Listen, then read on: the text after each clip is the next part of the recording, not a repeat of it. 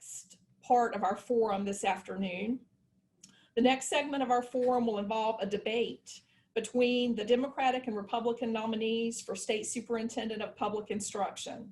These candidates are both former teachers with a significant background in public education. The Democratic nominee is Dr. Jen Mangrum, a clinical associate professor in the School of Education at the University of North Carolina at Greensboro. The Republican nominee is Catherine Truitt, the current chancellor of Western Governors University, North Carolina, and the former senior education advisor to Governor Pat McCrory. I am delighted and appreciative that both candidates have agreed to debate several key public school issues today as part of our forum.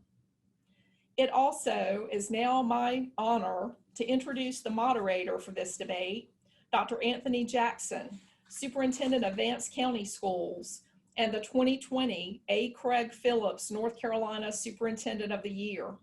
Welcome, Dr. Jackson. Welcome both candidates who are now, I hope, going to join us on screen. And thank you, Dr. Jackson, for your leadership and also for your leadership in serving as moderator for this part of NCASA Candidates Forum. I wish you all good luck in this conversation over the next little bit. And thank you again. We look forward to hearing from you. Thank you, Catherine. And I would like to say, on behalf of all of the superintendents across the state, I want to thank both of our candidates for your commitment to children and your commitment to putting yourself out there to serve. That's not easy. These are consequential times in public education, and so your thoughts on all of these issues will be very important to us. So we will start with opening statements, and based on our coin toss, we will hear first from Mrs. Truitt. And so we will give you 3 minutes for an opening statement, followed by Dr. Mangrum. Ms. Truitt. Thank you so much, Dr. Jackson, and thank you, Catherine, for that warm introduction. I would also like to thank NCASA for coordinating this event. I know that if we had the opportunity to be in person with one another, that I would recognize a lot of friends and smiling faces. Many of you already know me, but for those of you who don't, I'd like to share some personal details that you might not be aware of. Both my parents and grandparents were teachers. My grandfather eventually became a superintendent in rural Ohio, and my father is still teaching music after 54 years in the profession. He is 75 years old and still going strong. So it was only natural that I became a teacher as well.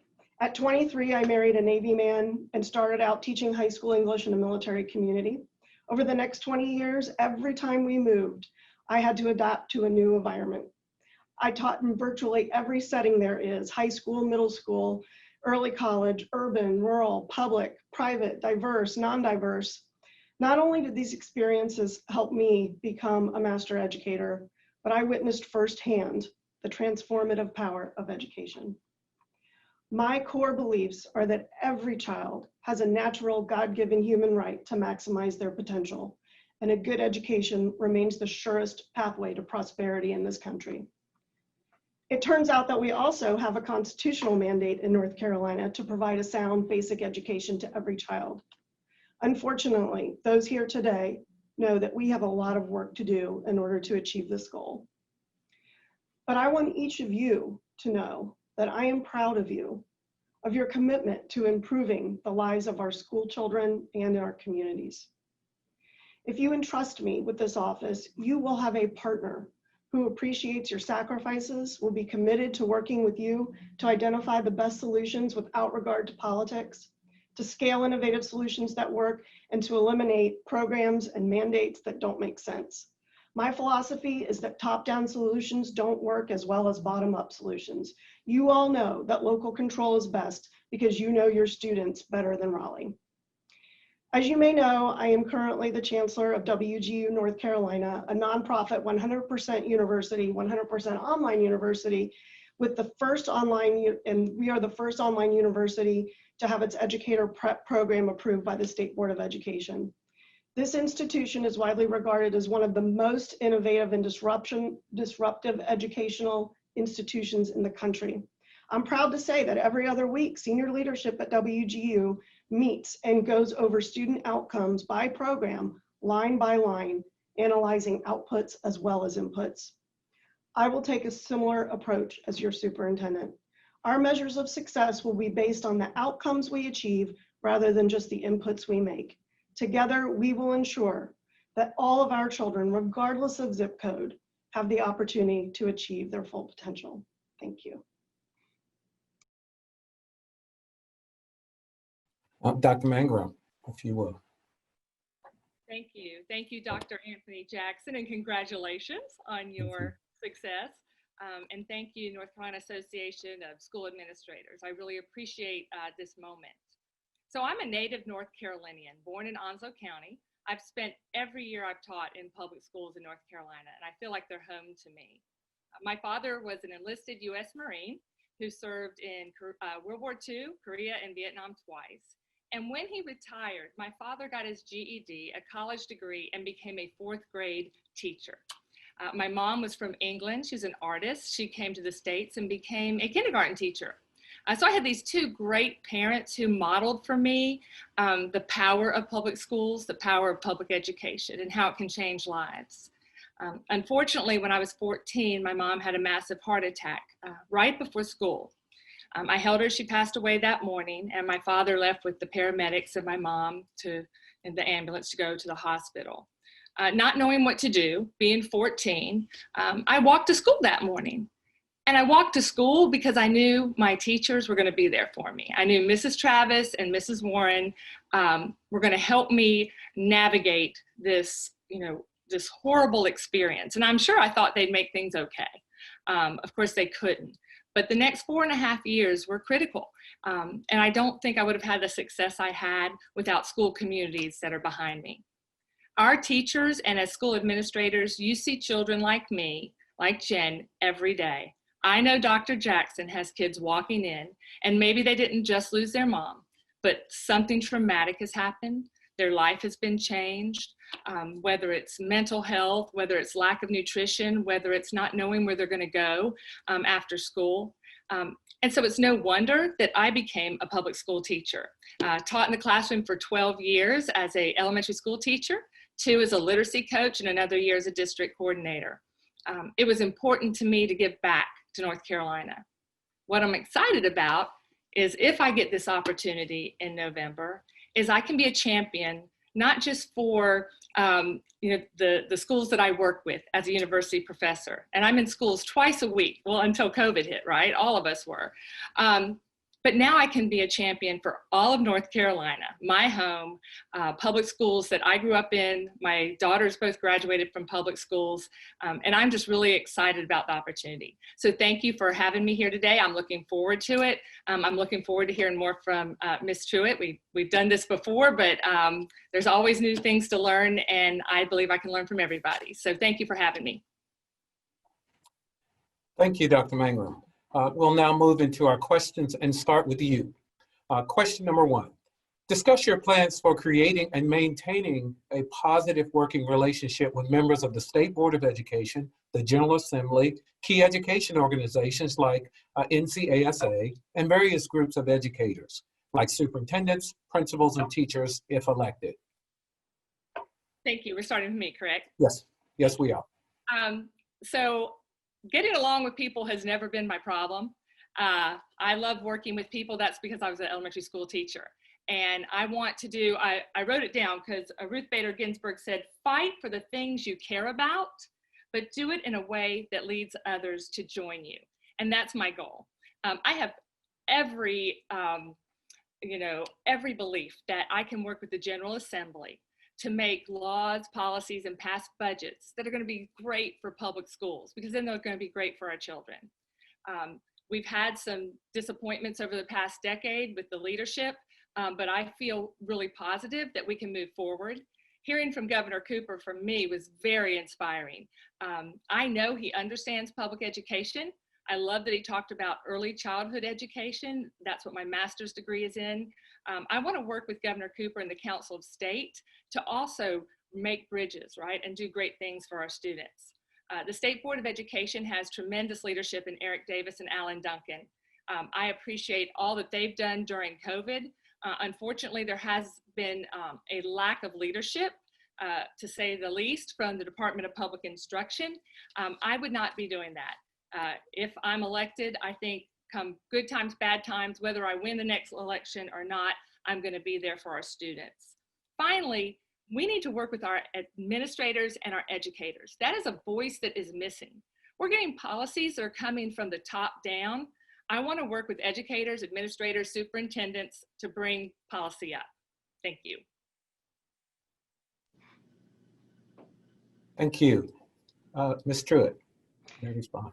Thank you for the question. So for me, at the heart of this question is the idea of leadership. What does good leadership look like when there are so many stakeholders? And one of my biggest strengths is the ability to engage people in a way that allows for collaboration and compromise such that multiple voices are heard. Education is about relationships with young people, with adults, with multiple stakeholders. And this requires a culture of trust and accountability. Over the past 5 years, I've worked with all of the stakeholders across the state on education issues, and currently I'm working with them now. And this experience has taught me that honest conversations that center around data and our mission are key to facilitating change. We all want the same thing, better outcomes than we have now for all children in our state. The way we get there is where we may disagree. And this is why authentic leadership that is consistently focused on students is critical. I know how to pull together the multitude of stakeholders we have for the greater good. My opponent and I weighed in on this issue in an essay for EdNC, and here's what she said. I'm not going to work with a General Assembly that's going to continue moving our schools in the wrong direction. That's why my first step in working with the General Assembly is working to change the leadership of the General Assembly. This is very short-sighted. When the General Assembly is not doing what is right for kids, that's when you especially need to step up and work with them to speak out against what they're doing if it is not what is best for students. Thank you. And so we have a process where the candidate can rebut the final statement of the last speaker. And so Dr. Mangrum, you have exercised that. So we will turn it over to you. You get 30 seconds. Thank you. I'm sure the administrators out there know I ran against Senator Phil Berger. I have no problem fighting the leadership when it's something worth it, and schools are. That doesn't mean physical violence. That means using our intellect. If you listen to Governor Cooper and you listen to Lieutenant Governor Dan Forest, we don't want the same things. Your party wants to starve public education and put money into private schools. That's not what I'm about. And so if that means going toe-to-toe with the leadership in the General Assembly, I'm in it. And I'm going to do it for the administrators that are out there and for teachers everywhere. Thank you. Thank you. Ms. Truitt, you are first up on our next question. What changes, if any, would you implement at the Department of Public Instruction, including its organizational structure and focus? Ms. Truitt.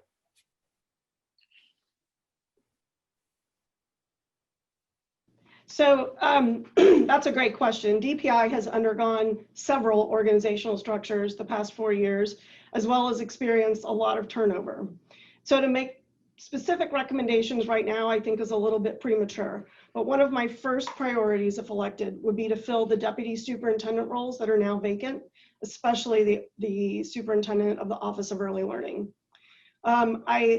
I also feel that we would need to bring in an outside consultant to help the entire department become a cohesive team of people with a common mission and vision, all rowing in the same direction, because I know that that does not exist now.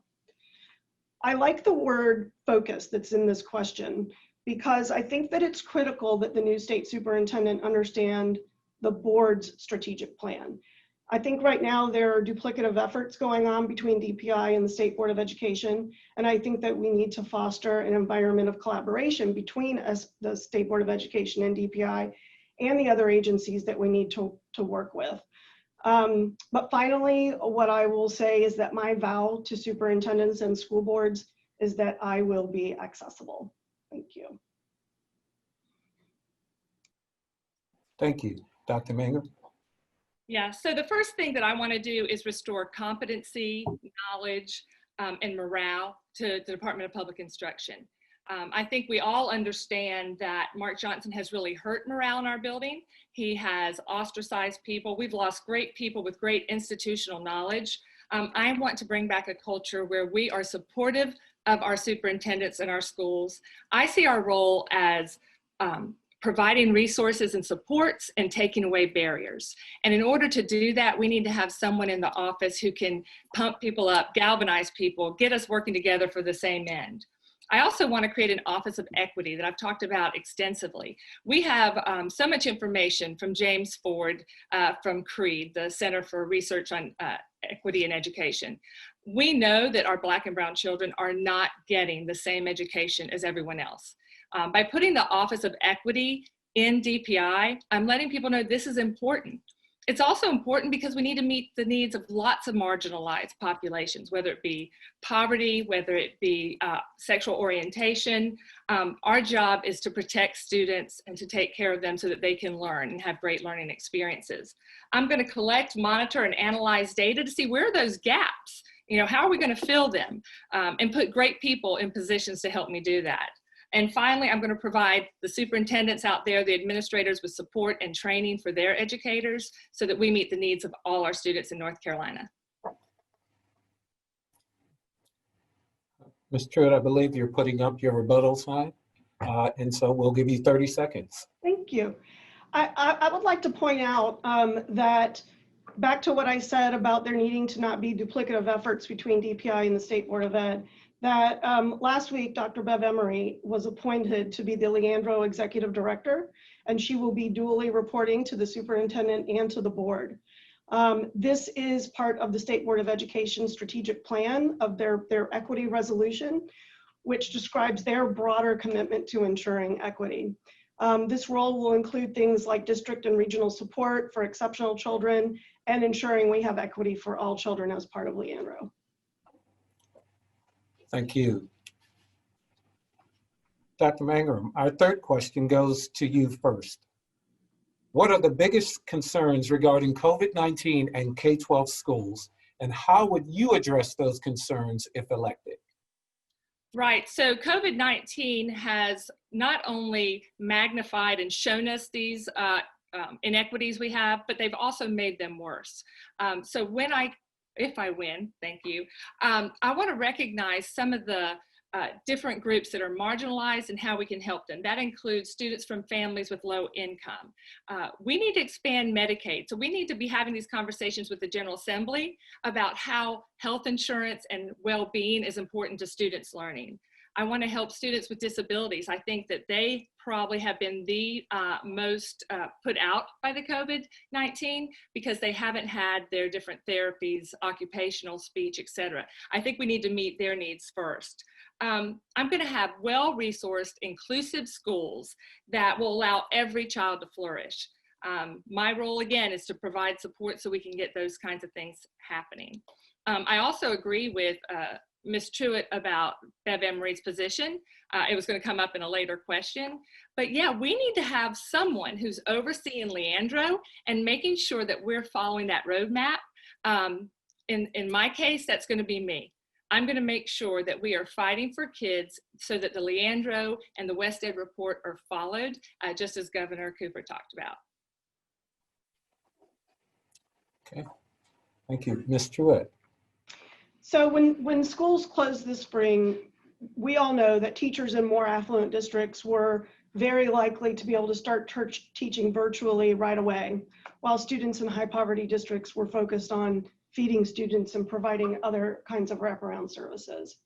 My biggest concerns are for the children who did not have enough to eat, children who were, as Dr. Mangrum said, not being served in person to have their exceptional needs taken care of, and those children who are already behind academically, who we are all fearful will never catch up.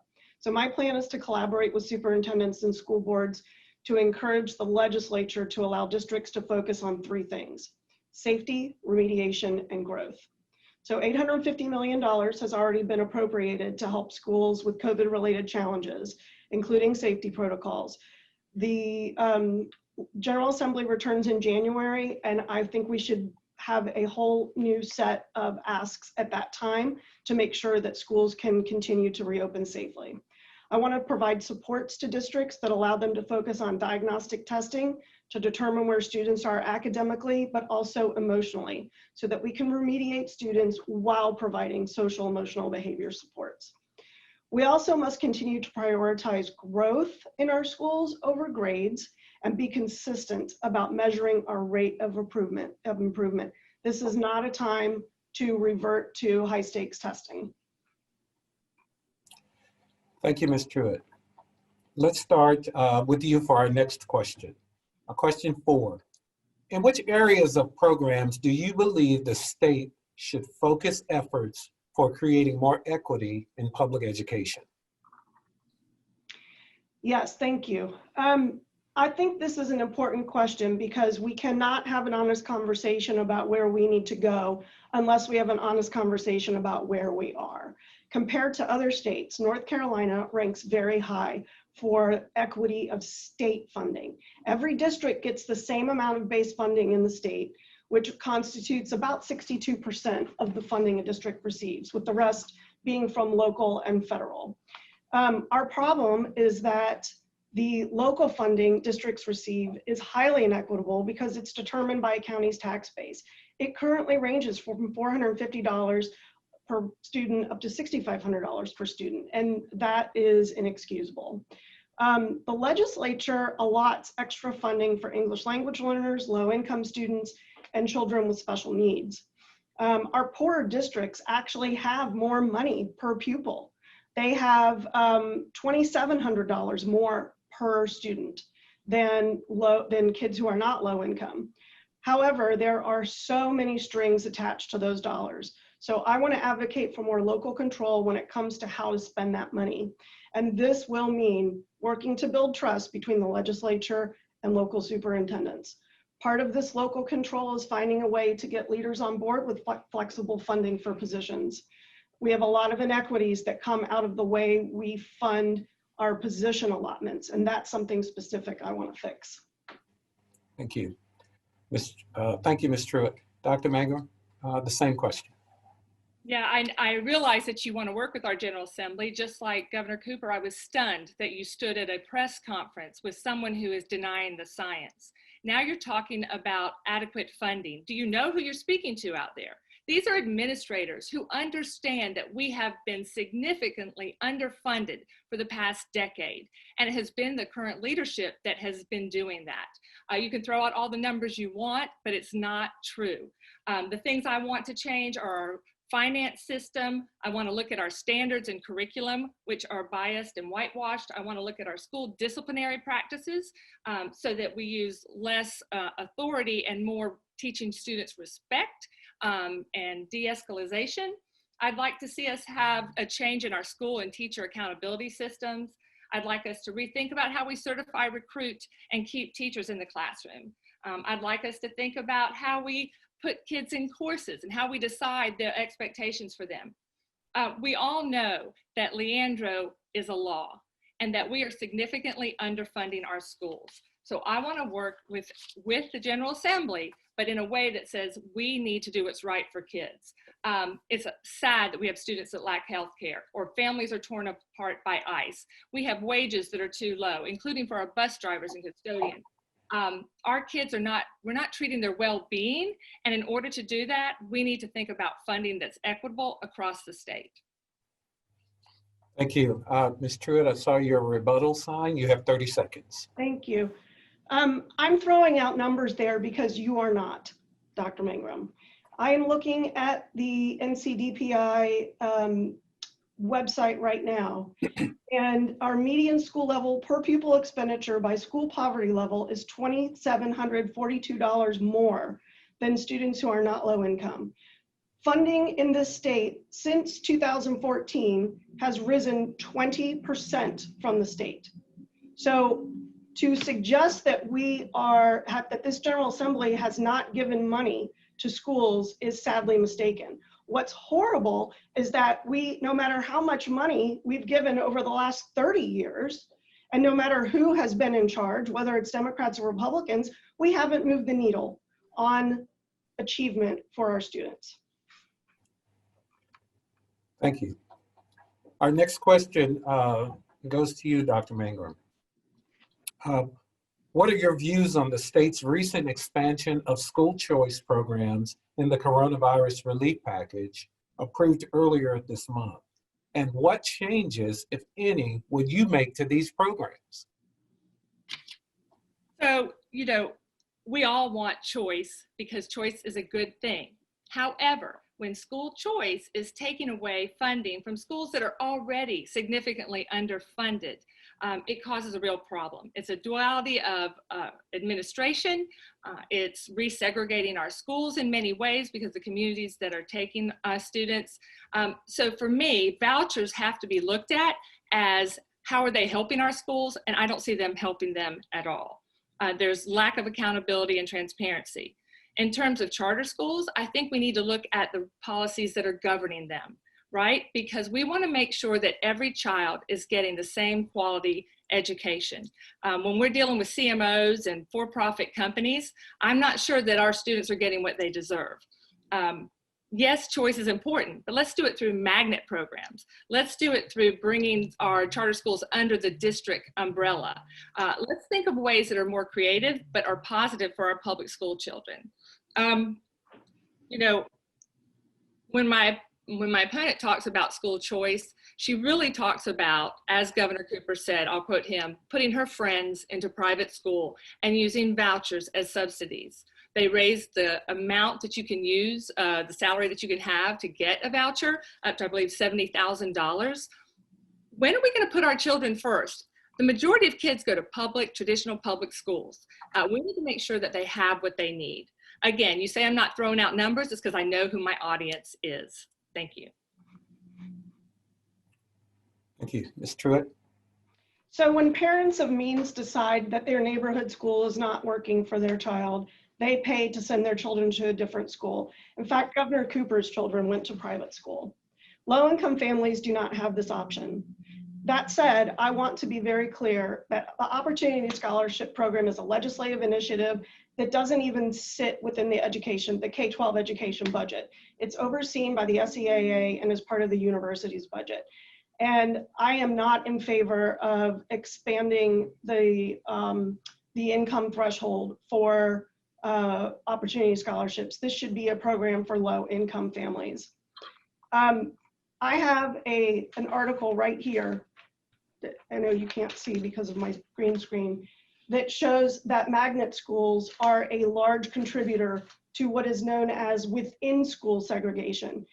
This is a new study from Duke, from Helen Ladd, that says that the big problem is not segregation by school, it's segregation within the classroom.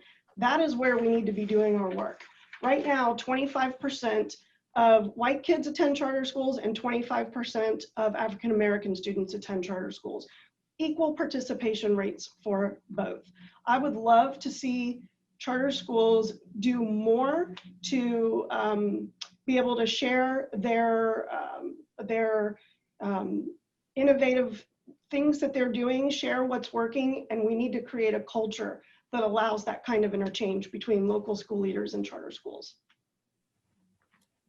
Dr. Mangrum, you are wishing to issue a rebuttal at this time. You have 30 seconds. Yeah, so I want to reiterate that when we give money from traditional public schools to vouchers or to charters, we are taking money away from our public school systems. I spoke to superintendents who write the checks themselves from their district, and they don't have enough as it is. Earlier you talked about all the increases. Well, you know what? When enrollment increases and cost increases, we need increases, but they're not keeping up with the needs of our students. Just ask the West Ed group that did a huge study and let us know that we have got to put money in our schools. Thank you. Ms. Truitt, you're first up on our next question. What steps would you take to enhance student and staff access to broadband internet and technology services across the state? So North Carolina is one of 9 states right now that is being held up as a model of providing digital equity and advancing access to broadband across the state. That sounds kind of odd because we're also steeped right now in what we know is our own digital divide. But we're doing a really good job compared to most other states. And of course, COVID has shown us that there's a lot more work to be done. There's two issues that we need to solve for when we talk about access. We need to figure out how to solve for access to a monthly subscription for those who can't, or for those who do not have a provider in their area, and the affordability of that subscription. So there are three things that I'm thinking about where the state superintendent can make a difference in this area. First, we will support the state as it works with rural internet providers like Cloudwise in the east and Skywave in the west to find new ways to deliver high-speed internet to counties that don't have providers. The governor just awarded several grants through Growing Rural Economies with Access to Technology, the GREAT program, and I would love to see that continue and more money go into that pot to award more rural counties. We also need to work with the state to get subsidies to families who can't afford a monthly subscription. But in the long term, I promise to advocate for North Carolina to Congress because the federal government owns the spectrum needed for that last mile service. If we want robust Wi-Fi across the state, the federal government is going to have to invest in the infrastructure necessary to make this happen. Dr. Mangrum. Thank you. The internet has become essential for our students, not just participating during COVID, but in communicating with their teachers, in doing research on projects. And unfortunately, there are huge gaps. And while you've taught all around the world, I've only taught in North Carolina, and that's who I care about and who I want to work with. We need to ensure that broadband becomes a utility, that every family has access to it. And that's going to mean changing some laws. Also, in the meantime, we're going to have to find temporary solutions. I know that the state board requested, here's a number for you, $38 million to bridge the gap, and the General Assembly approved a third of that. As superintendent, I would work with the state board so that we can convince the General Assembly of the resources we need because internet is essential to learning. I believe Ms. Truitt is putting up her rebuttal sign. It gets kind of foggy in there, Ms. Truitt, because of the green screen. Make sure you turn on your mic. You have 30 seconds. Thank you. I find it unconscionable that you are suggesting that I do not care about students in North Carolina because I have taught all over the world. My experiences all over the world were because I was married to an active duty person in the military. I was a military spouse, and that is why my education background looks the way it does. Thank you very much. Thank you. Dr. Mangrum, our next question goes to you first. What actions are needed to help school districts address the more than $8 billion backlog of school facility construction improvements and renovations across the state? And how would you facilitate those actions? Thank you. I also was married to military and daughter of military, so I get that, and I thank your husband for his service. What I meant is I'm committed to North Carolina, and I'm not going to use the excuse like Lieutenant Governor Dan Forest did that other states are doing this, so why don't we? We need to be a leader in the country. We need to show them the way, not looking to see what others are doing. The quality of our school facilities is atrocious. We have schools with poor ventilation where teachers don't feel comfortable going in and teaching during COVID. We have schools with mold. We have schools that, with not enough parking, etc. I was so optimistic in 2019 when the General Assembly talked about giving a bond and helping us meet the needs of our schools. Unfortunately, that hasn't done it. We are in a time of the lowest interest rates. We should be taking advantage of it and using the bond as suggested by Governor Cooper to get massive construction done all at once so that we can catch up. And that's all it's going to do is catch us up. Ms. Truitt. So I believe that there is another survey coming up, and we should have 4 schools to identify their needs, because certainly we more than ever before, we need to be concerned about outdated HVAC systems. There are serious health and safety concerns, and of course, This should all be capital infrastructure needs to be part of everything that we do around Leandro for equity. But this next survey that's coming up, I think we'll have those results in January, and they will provide a much better understanding so we can look to see how we can move forward. The bond that was proposed before definitely would have fallen short of the needs identified. And so I think it's crucial that we tie capital infrastructure projects to the Leandro requirements. Thank you. And so, Ms. Truitt, we'll stay with you. You'll be next up. What changes, if any, are needed to the state's current plan for compensating teachers, instructional support personnel, central office leaders, and principals?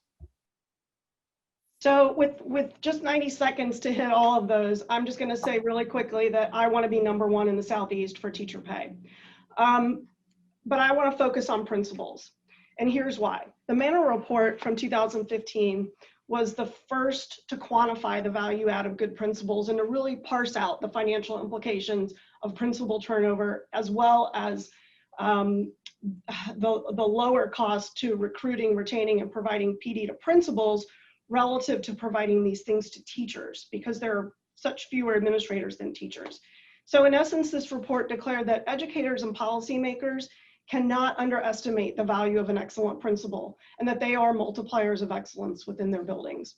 But principals have a low agenda status for the state, especially compared to teachers.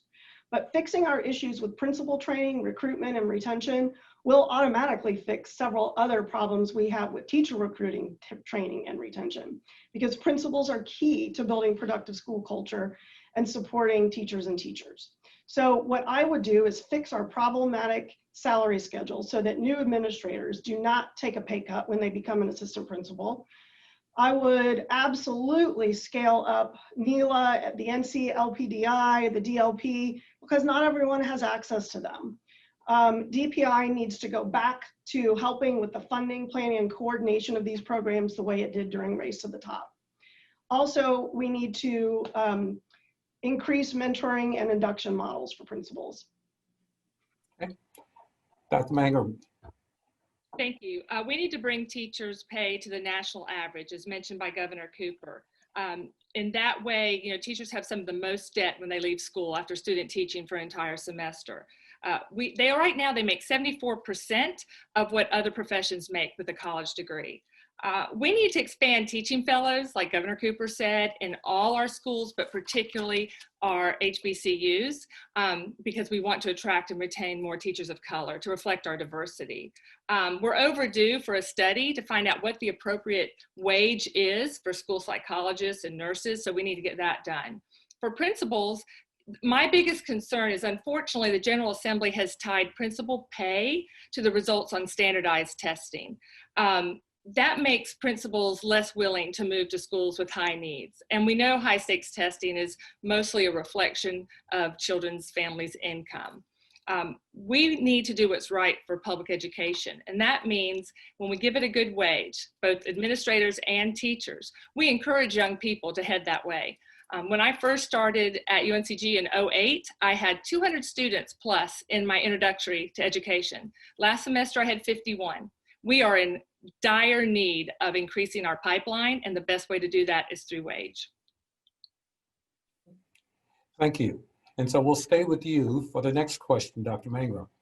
How would you help school districts address their ongoing shortage of non-certified classified personnel, such as school bus mechanics, cafeteria workers, and custodial staff? I think we need to thank them. They've been essential workers during COVID-19, and they're not making $15 an hour. I marched side by side with bus drivers when we were in Raleigh. It's so important that we give them a living wage. That's what's going to attract them and keep them. I often talk about teachers because teachers are my people and I love them, but the entire school community is responsible for the well-being of our children. That includes our custodians, our cafeteria workers, our bus drivers. And so we have to give them a basic wage that will let them take care of their families. And the first thing is treat them like state employees. If we're going to give state employees $15 an hour, let's give it to all our school personnel as well.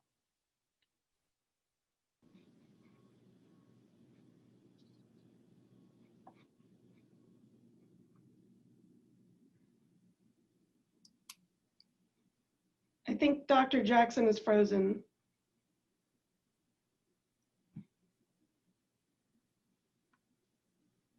Thank you, Ms. Truitt. If you would pick up on that same question. Yes, thank you. So I agree with Dr. Mangrum that these folks are absolutely essential, and I would actually like for them to be declared essential employees. What they did during COVID is nothing short of miraculous. Behind every teacher, there are 5 support staff personnel who are working to make sure that kids are safe, fed, and healthy, and that was never more true than during COVID. You know, teachnc.org, which is being used by all districts now, has a jobs board, and they also have a jobs board for classified staff. And this is another reason why local funding needs to be equitable. Salaries for these positions do come from both state and local funding. I know one of our larger districts spent about $65 million on classified and non-certified salaries last year, and about 30% of that came from local funding. And so because of this is also a challenge solved best by empowering principals to understand market rates for these jobs so they can hire the best people and pay a competitive wage. And if that means hiring them $15 an hour, then that's what it means.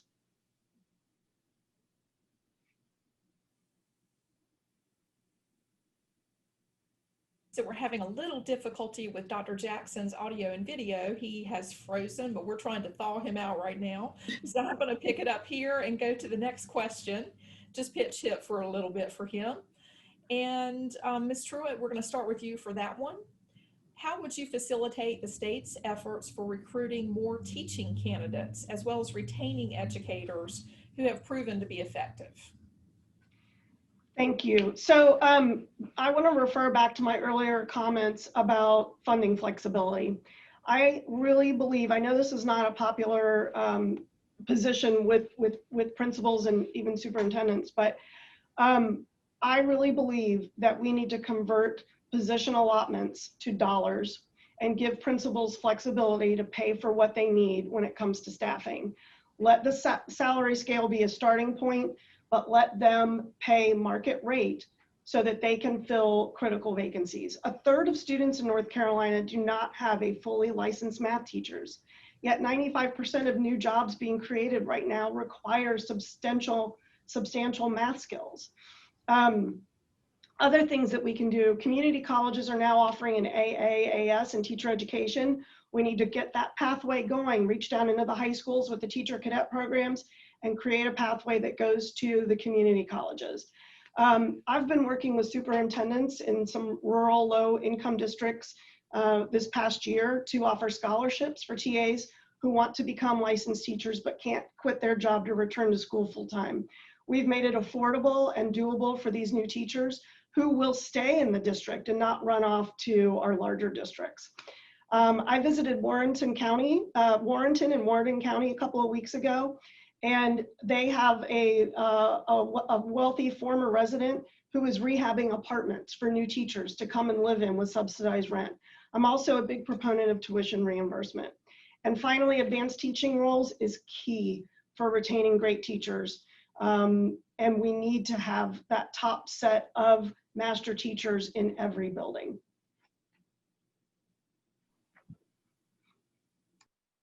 I'm back. And so I will, I'm assuming we have moved to question 10. Yes, it's my turn. Okay, and so Dr. Mangrum, if you will pick up there. Thank you. All right, so the best thing to do, of course, is to get paid to the national average, but we also have to look at teachers' working conditions. I was an elementary teacher for 12 years, and all 12 years I had a teacher assistant. We need to think about what our teachers are being asked to do and how little they're being given to do that. Teachers are paying for things out of their pocket. They're even using box tops, right? That should not be. They shouldn't have to get materials using cereal boxes. I recently, I have the STEM TLC at UNCG that I co-founded, and we go into schools, elementary schools, Title I, and help them teach engineering. They don't have the materials they need. It's too expensive. So we're bringing them to them. But why aren't we providing schools with the best materials so teachers can teach their best? They also need planning time. If you're an elementary teacher, there's no such thing, right? You are constantly moving. Finally, we need to put back career status, master's pay. Advanced roles would be fabulous. As a teacher, I moved to literacy coach because it was a step for me to continue being a leader in the building, but in a new and different way. If we look at the working conditions and the salary and put people in the building that will help teachers, like nurses, school psychologists, counselors, social workers, and let teachers teach, I think that they would stay. Thank you. Dr. Mangrum, we'll stay with you. How do you plan to ensure low-performing schools are receiving the funding and resources needed to improve school and student performance? So as state superintendent, ensuring that is not within my job description. We have to remember what our goals are as superintendent, but I certainly would work with the General Assembly to make sure that we're using some other measures besides just high stakes testing.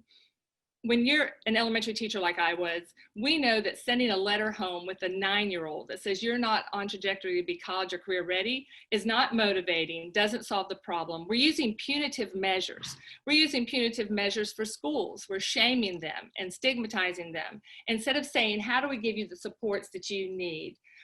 There's lots of research about how to do teaching and do it well. North Carolina has some of the best teachers in the world, but unfortunately we're holding them hostage and not letting them do the teaching they know they need to do because they're so forced to think about this test. I mean, I know the school administrators out there would say it too. You feel like there's too much coming down on you to focus on performance of a test score.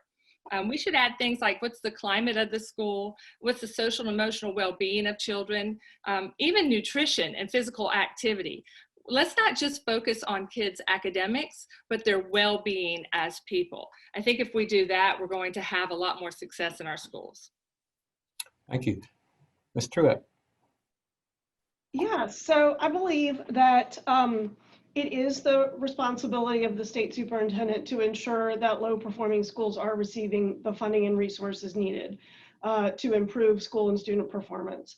We know that low-performing schools and high-poverty schools are by and large the same thing in North Carolina. And currently, we are funding high-poverty schools at a rate of 33% more than their wealthier counterparts. But one of the problems, again, is that there are always strings attached to this money. From the day I launched my campaign, I have been preaching the importance of local control because local control is what's best for kids. Local educators know what their students need and how to put resources where their students need it better than Raleigh does. This is why I'm in favor of funding flexibility at the building level. Second, we also know that money doesn't automatically correlate to results. And unfortunately, North Carolina has proved that. So one improvement I would make at the department would be to reinvigorate the district and school transformation division so that it looks more like it did during Race to the Top and expand it so it serves more districts across the state. I would also prioritize the identification of best practices that are actually working and create a process for information sharing across all districts, as well as create and ensure that we have funding for professional development across the state. The data show that we need to do a better job of spending the money we receive. We need targeted strategies, not blanket strategies. I do see a rebuttal from Dr. Mangrum. You have 30 seconds. Well, if it's in my power to put resources in those schools, then I'm going to go with the Leandro Commission and put 40% more into schools. Unfortunately, I think that's the work of the General Assembly, along with policies. I want to support schools in their endeavors, and that means opening up the kinds of resources of human potential that we have in DPI. I also agree of professional development, and it's extremely important. I'd like to create an Institute of Teaching and Learning where our own educators in North Carolina fulfill the professional development for each other. I'd like to bring in the schools of ed, the faculty that can help bridge that gap between K-12 and the university. Thank you.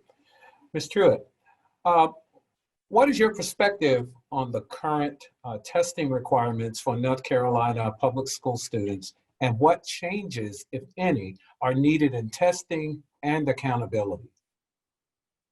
Thank you. If I had to identify 3 things that are broken in our education system in North Carolina, this is one of them. The testing we do right now is not student-centered, and it's all about compliance, and it is broken.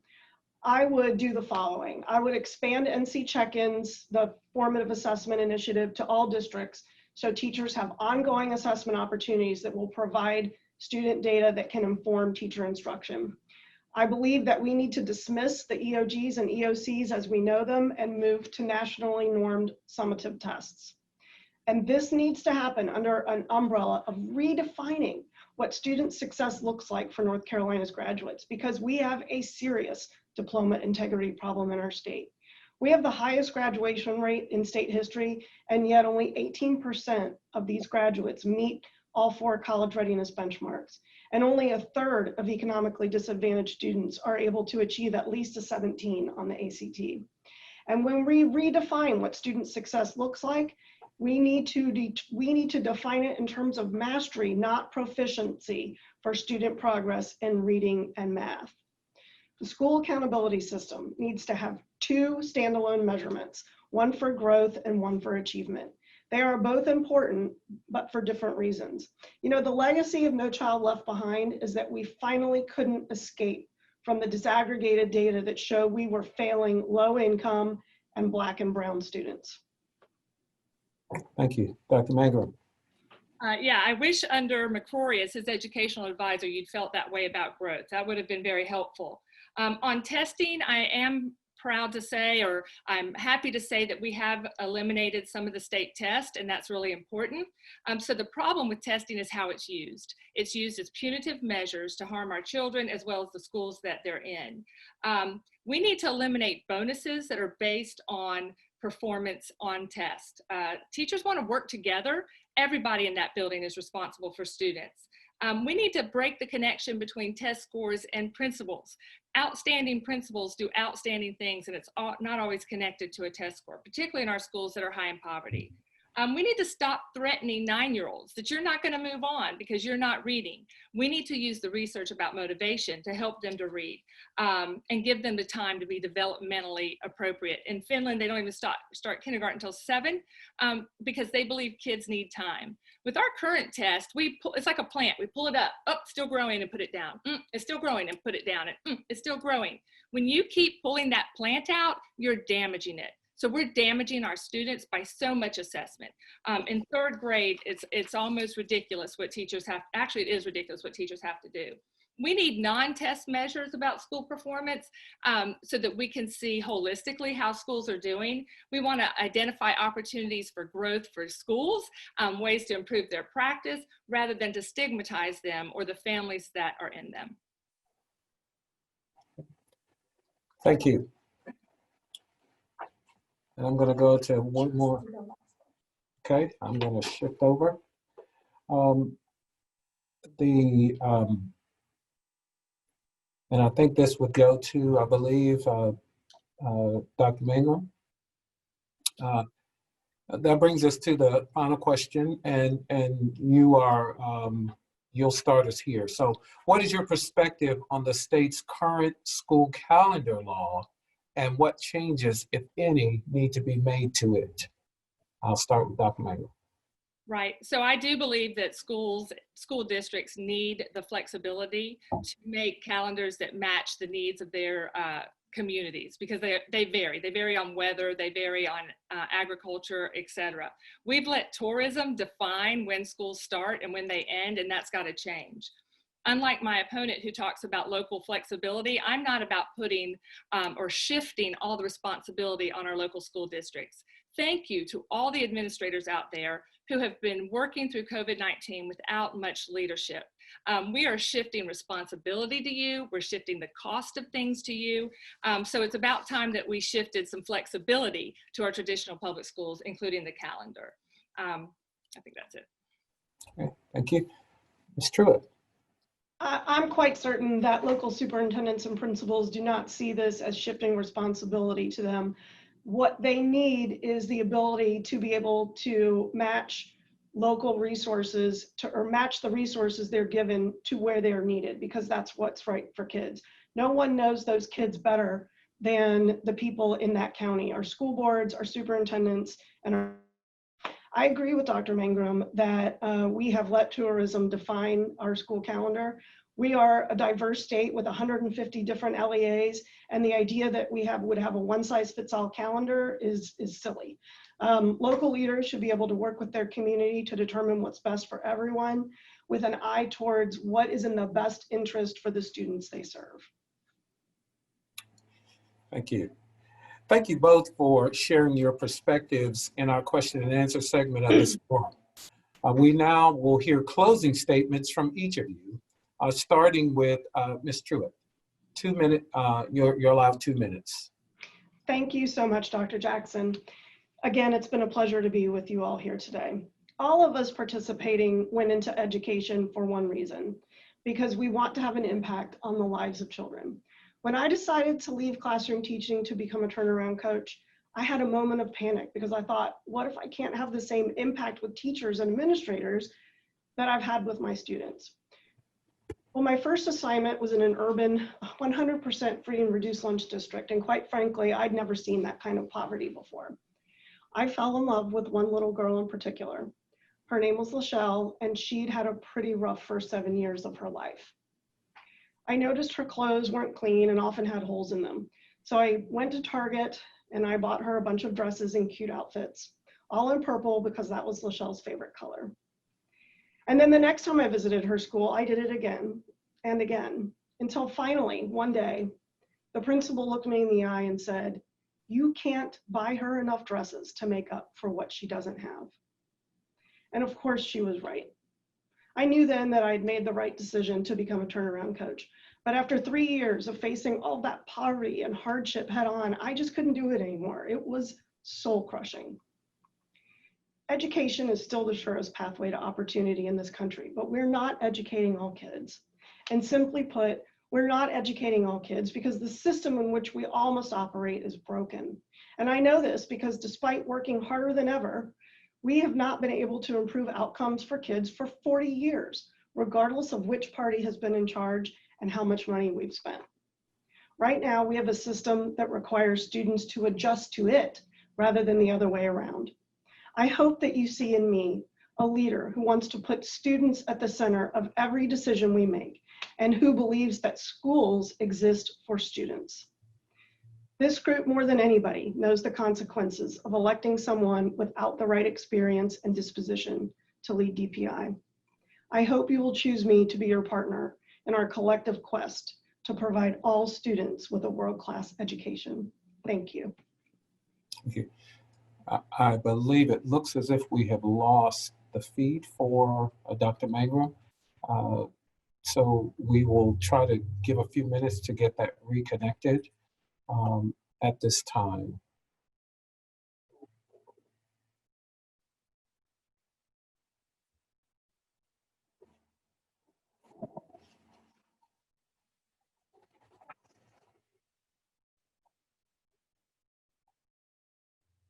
Looks like she's starting back on and logging back on. We'll just take a minute. Oh, technology. Welcome back. Welcome back, Dr. Mangrum. You're just in time, and you have now your time for your 2-minute closing statement. Thank you. Thank you. I'm just going to speak from my heart. I ran for state senate in 2018 because I knew our schools were being dismantled by the current leadership. I thought the way for me to help is to get in the General Assembly and bring some funding and resources and supports and to remove barriers for our school districts. That wasn't to be, but now I realize this position was meant for me and my years of experience. I've been in public education 33 years. I'm still in schools twice a week, and I see what's going on. Our educators feel devalued and beaten down, and they don't feel professionalized. We need to change that. We need to change that narrative. We need to support kids so that they know all of them can celebrate achievement, that all of them can be the best that they can be. And unfortunately, the way schools are now, it's my opponent would let you think they're failing, and they're failing, so everybody should jump ship and go to private schools, when actually it's our General Assembly is failing and our current leadership as superintendent. I hope that you will make change in November. I'm Dr. Jen Mangrum. I have a PhD in our field. I am ready to make a change. If you would vote for me in November, I would really appreciate it. You can look me up at jenmangrumfornc.com or email me at jenmangrumfornc@gmail.com. I'm here for you. That's our job, to support you, and I plan on doing that. Thank you. Thank you, Dr. Mangrum. Again, let me express my gratitude to both candidates for sharing their time and views in this NCASA forum today. I know I speak for all of my superintendent colleagues across the state in saying we look forward to working with either of you as our next state superintendent. And no matter the outcome of the election in November, we know both will remain committed to our ongoing work together in supporting public education. I also appreciate the opportunity to serve as moderator for this forum today. Even with all of the challenges we just like our teachers are doing in the classroom, we accomplished them and we went through them with grace. So thank you. And at this moment, we'll turn our program back over to Ms. Joyce for some closing comments and next steps you will need to know for the rest of this symposium. Again, thank you. Thank you, Dr. Jackson. Thank you. So thank you again to our forum sponsor, Education Elements, and to Dr. Jackson for moderating what I believe was a fair and equitable debate this afternoon for our school leader audience. I'd also like to thank Dr. Mangrum and Ms. Truitt, not only for their participation in our forum today, and for the perspectives that they have shared with us, but also for their willingness to seek election as our next state superintendent.